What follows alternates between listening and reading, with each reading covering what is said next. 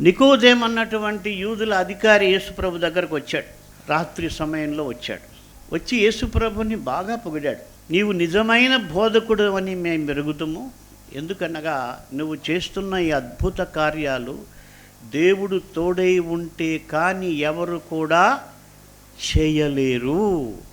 చాలా అద్భుతమైనటువంటి విషయం చెప్పాడు. వాస్తవమే అది. అయితే నేను అక్కడ ఊహించుకున్నాను. నన్ను అక్కడ నా స్థానంలో పెట్టుకుంటే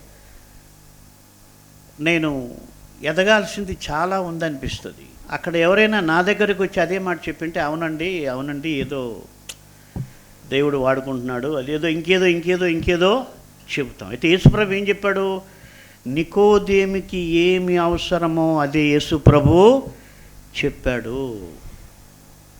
ఒకడు మారు మనస్సు పొందితే గాని పరలోక రాజ్యములో ప్రవేశింపడు. అది నికోదేమికి అవసరమైనటువంటి వర్తమానం.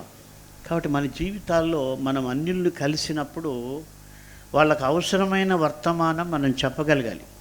ఏదో ఒక రకంగా యేసు ద్వారానే నిత్య జీవమని మనము చెప్పగలగాలి.